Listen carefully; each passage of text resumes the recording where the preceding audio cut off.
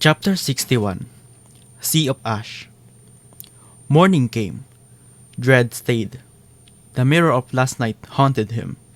Shadow felt heavier, less familiar. Child of shadows or not, he felt like prey. Darkness and shadow were not the same. Absence versus entity, and the difference gnawed at him. The sea retreated with a roar. She sat, meditating. White flames go still in her eyes. He knew it wasn't raining. It was enduring. Nephis had been practicing humanity, awkwardly mirroring Cassie's gentleness. Today, she smiled. He considered dodging it. He didn't. A nod was enough for both. They climbed bone to bone, and froze.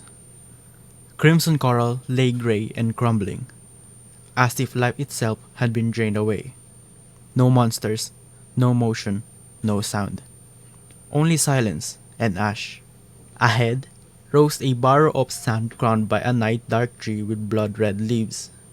Beneath it, a glimmer, mirror bright, waited like a dare.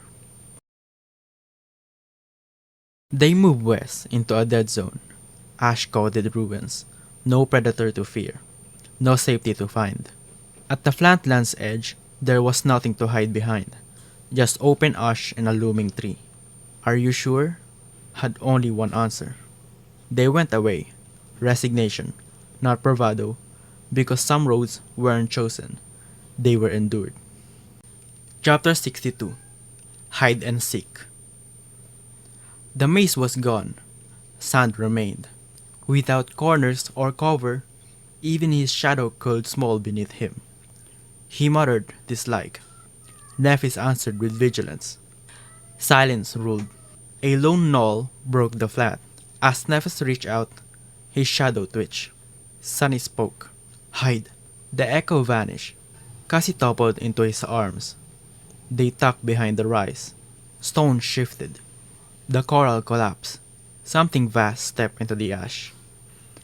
8 legs, 2 sides, red-black shell, another centurion. It moved slowly, cradling a perfect crystal. It knelt before the barrow and laid the shard down. An offering, not a kill. Light rose from the tree's shadow, hovering like a spirit to accept a tribute. The centurion bowed, deeper, and waited. The glimmer danced, dimmed, and withdrew. The world had a shrine, and monsters were its worshippers. Breaths held, hearts quiet. They learned what the ash meant. Not safety, but reverence. The barrow was a temple.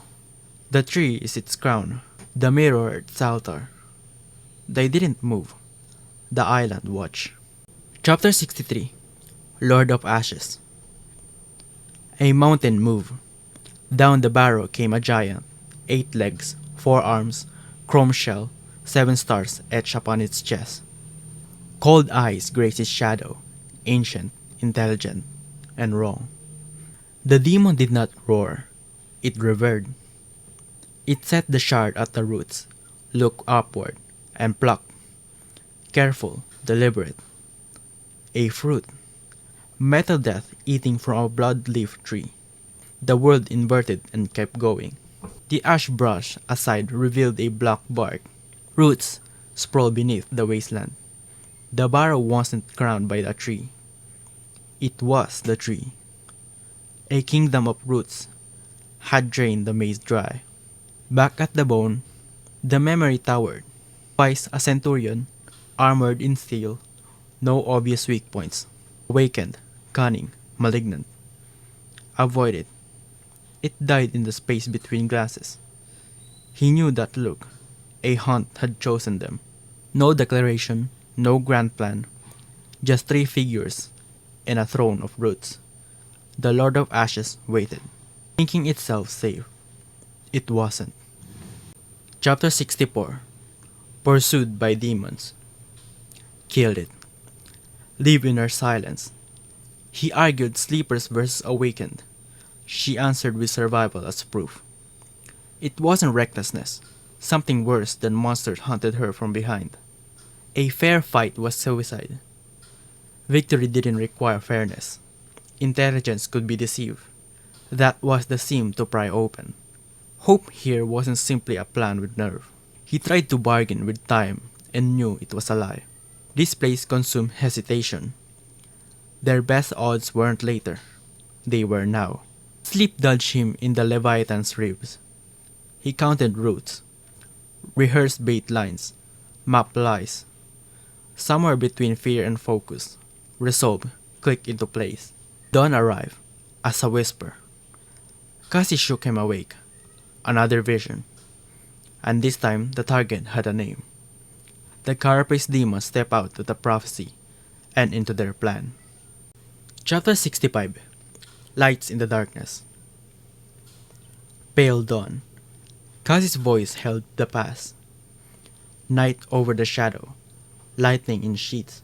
Wind tearing at the black tree. The Carapace Demon stood unshaken in steel. Fire took fallen leaves. The island burned like judgment. From the sea rose rot and bone and seaweed, thousands of eyes and clutching tentacles. Disgust had a body. The demon charged it without pause. She didn't see the clash, only the return at dawn. Steel cracked, a leg gone, sides webbed with fissures, and a chest split open. Blue blood spilled into ash. Everything healed with time, except the heart. That means it's not imperturbable, not immortal. He folded arms and grinned. Deception would do the heavy lifting. They'll bid a Trojan ass. The plan survived this comedy. They walk a battlefield of centurions and centipedes. Bones spake clean. He found what he wanted. An intact carapace, crimson black, monstrous, and durable. A shell to hide the blade. Risky and insane. Maybe perfect. Chapter 66. First part of the plan. At dusk, a crook centurion staggered from the ash. 8 legs, crimson black shell, sides, and a seams like a child stitching. It dropped a limb and didn't care. If anyone looked closely, it cast 2 shadows. The disguised echo trudged toward the Ashen Barrow. No guards, no interruptions, only wind and a clock. It collapsed to kneel at the tree's base. No shard, no grace. Ash swelled. The Carapace Demon rose. Chrome, horned, massive. Eyes burning red. It didn't wait for rights. It punished intrusion. 1 slash, 2 halves, nothing inside. Across the hill, Sunny cursed. The bait was supposed to buy time, not become confetti. Nephis sprinted. Cassie clung to him. Timing shattered. Plan B. Stall with the echo. The corpse exploded back to life, pincers snapping, and charge. The demon moved like a guillotine choir. A swipe sent the echo flying. Kiting crack, destiny ticking down. It rose again, loyal to the last. 2 shadows chased it. 1 beast, 1 human. And the demon answered with all 4 arms. Limbs cut, body lifted, torn in 2. Sunny stumbled at the hilltop as the spell whispered inside him. Your echo has been destroyed. Silence pressed in. The first move had failed, and it had already charged them with blood. Chapter 67. Racing Against Time. The bond flickered out in his soul sea. Power lost, partner gone. Cassie's whisper met his teeth. What happened? He killed the echo. There was no time to mourn. The race begun. He powered up the barrow. Below, the demon studied the echo's remains, then noticed a lone human-shaped shadow. A sight pierced it. The shadow scratched its head. Now, the demon understood. It turned toward the tree. At the trunk, Nephis was already climbing. Staff, he told Cassie. Wind roared from her memory, stripping their footprints clean. Go. Rope sang. Hands flew. The demon's steps thundered closer. Cassie reached a bow. The rope dropped again. Sunny climbed. A golden glint threatened to betray them. Nephis dismissed it mid-air. They crouched among the blood-red leaves. The demon prowled, scanned, hunted, and found nothing. The wind hadn't erased. It stomped away into ashes.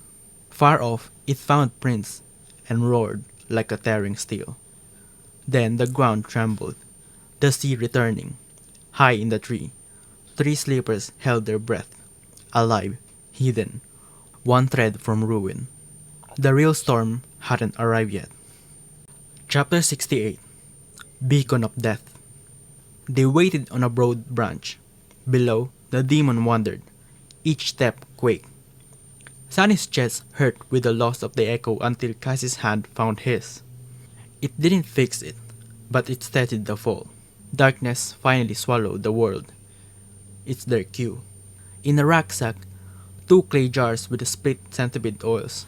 Harmless, apart, hateful, together. Also, a bone torch, wrapped in seaweed. He passed Nephis his makeshift star. White light flickered in her eyes. Flame leapt. "Hey asshole, come get me if you dare," he yelled into the abyss. The demon charged like a steel god. He hurled both jars, sliced midair. But the rain still fell, slicking armor in a hissing film. Nephis cast the torch. Foom. The chrome knight became a pyre. Heat wasn't a kill. Visibility was. In eternal dark, fire was a signal flare, a summon to every nightmare in the sea. They hadn't beaten the demon. They turned it into a bait, a beacon of death. He stared at the burning giant. No guarantees, no promises. Only a path they chose, and lit. Below, a lighthouse of rage, beyond worse things swimming toward it. The plan had begun. The bill would arrive later. Chapter 69. The Guess. The demon burned. A hell lighthouse. Celebration choked on its metal shriek. Then the sea exhaled wrong. Fog rolled against the wind. "It's coming." "Don't open your eyes," said Cassie. Came a hand and a warning. Voices multiplied. Hers, not hers, everywhere at once. "Open your eyes." Breathed a sweetness with no breath, no weight. He was taller than her. He never looked. The mimic faded. The fog thinned. Below, the demon slapped sides together.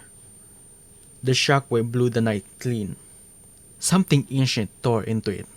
They clung to the branches while metal screamed and the tree shook like a drum. Silence returned like a threat. Dawn bled in. The barrow was a ruin. The demon still stood, limping, bleeding, maimed but alive. Its core armor held. It turned to retreat. "What do we do?" said Sunny. Nephis' eyes went cold. Finish him off. No more tricks, no more hiding. Judgment would be delivered by a blade's length.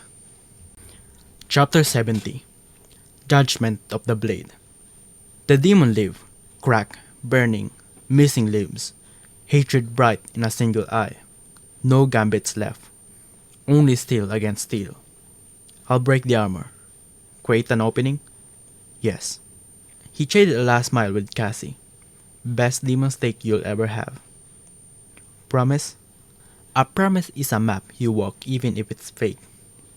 Nephis threw the rope. They slid down to judgment. They split, Sunny right, Nephis left. Sights rose. He feigned a stumble. The blade ate sand. He dashes under. Nephis chopped a fractured leg. Buckled, but not down. The demon balanced on the scythe and kept fighting. Didn't want to do this, he thought, and did it. He dove into the demon's shadow, the deadliest square on the board. Tons of hate above, death on both flanks. Nephis carved left. He primed from below. No more tricks, no more running. Breath held, edge set, one opening, one will. Live or die, by the blade. The trial of worth was about to be written in a blue blood and a broken steel.